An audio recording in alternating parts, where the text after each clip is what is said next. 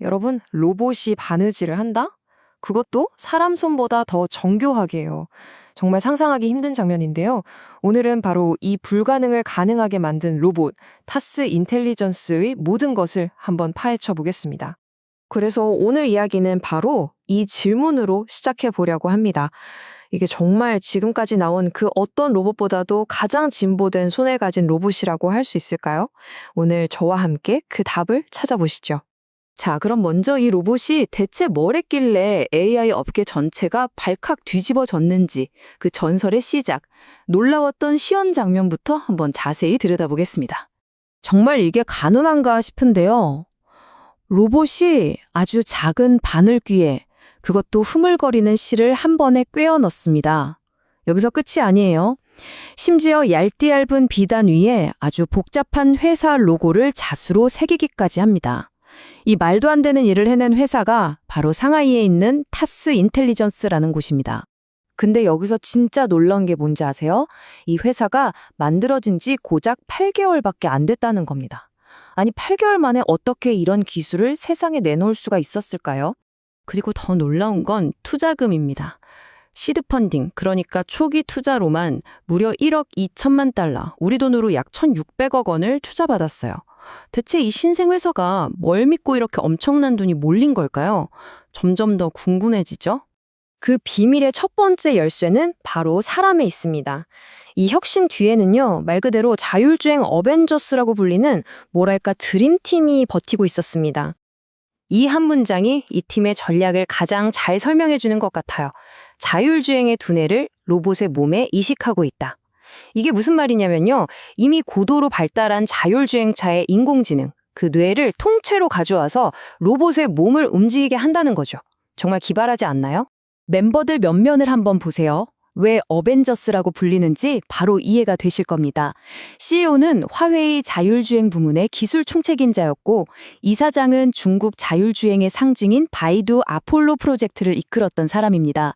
수석과학자는 화웨이가 인정한 천재소년 출신이고요. 그러니까 중국 자율주행 성공 신화를 썼던 사람들이 그냥 다 모인 거예요. 하지만 아무리 팀이 대단해도 그것만으로는 설명이 안 되죠. 이 모든 걸 가능하게 만든 진짜 비밀병기가 따로 있었습니다. 바로 로봇이 촉각으로 세상을 본다는 개념인데요. 단순히 눈으로 보는 것, 그 이상이라는 뜻입니다. 그 핵심 기술이 바로 시각, 촉각 융합입니다. 말 그대로 눈으로 보는 시각 정보랑 손끝으로 느끼는 촉각 정보를 하나로 합치는 거예요. 이렇게 되면 AI가 그냥 저기 실이 있네 하고 보는 데서 그치는 게 아니라 그 실이 얼마나 팽팽한지, 천을 바늘로 뚫을 때 저항이 얼마나 되는지를 직접 느낄 수 있게 되는 거죠. 자, 여기서 테슬라의 옵티머스 로봇이랑 비교해보면 그 차이가 확 드러납니다. 테슬라 옵티머스는 주로 시각에 의존해서 단단하고 정형화된 물건을 옮기는 데 강점이 있어요. 하지만 타스 로봇은 시각에 촉각까지 더해서 저항이나 장력을 직접 느끼잖아요. 바로 이 능력 덕분에 실이나 천처럼 부드럽고 형태라 계속 변하는 물체도 아주 섬세하게 다룰 수 있는 겁니다. 이 기술 아키텍처를 좀 어려운 말로 고유수용성 감각이라고 부르는데요. 와, 단어 정말 어렵죠? 근데 쉽게 생각하면 이런 거예요. 우리가 눈 감고도 내 팔이 어디쯤 있는지 알잖아요.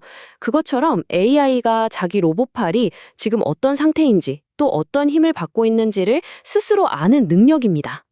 우리가 바느질할 때 눈으로만 보는 게 아니라 손끝 감각으로 실의 팽팽함에 계속 느끼는 것과 똑같은 원리라고 보시면 돼요.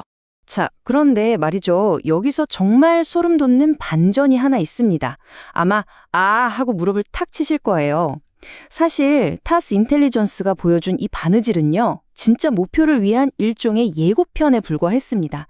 이들이 진짜 풀고 싶었던 문제는 훨씬 더 거대하고 복잡한 뒤엉킨 문제였거든요. 바로 이겁니다.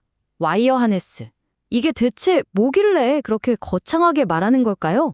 와이어 하네스는 자동차나 비행기 같은 기계에 들어가는 수백, 수천 가닥의 전선 뭉치를 말하는데요.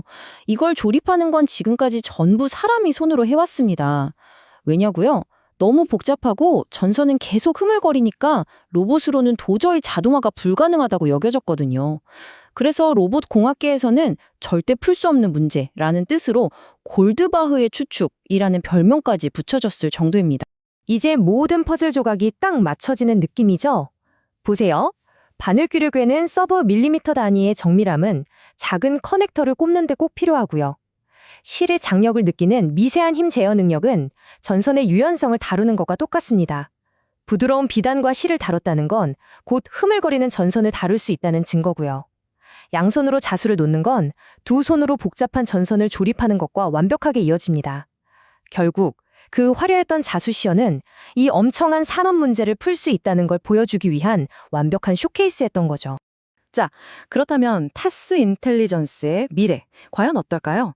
이들의 손에 정말 미래가 달려있다고 말할 수 있을까요? 이 회사가 가진 어마어마한 잠재력과 동시에 또 피해갈 수 없는 현실적인 위험 요소들을 한번 균형 있게 짚어보겠습니다. 정리해보면 이렇습니다. 강점은 정말 막강하죠? 어벤져스급 팀, 아무도 따라오지 못하는 시각, 촉각, 융합 기술, 그리고 와이어 하네스라는 확실한 시장. 반면에 리스크도 분명합니다. 로봇의 두뇌 역할을 하는 엔비디아 칩이 너무 비싸고 미중 갈등 같은 지정학적 문제로 칩 수급이 불안정해질 수도 있죠. 또 이 기술을 실제 공장에 대량으로 보급하는 것도 큰 과제일 겁니다. 자, 오늘 이야기의 마지막입니다. 여러분께 이 질문을 한번 드리고 싶어요.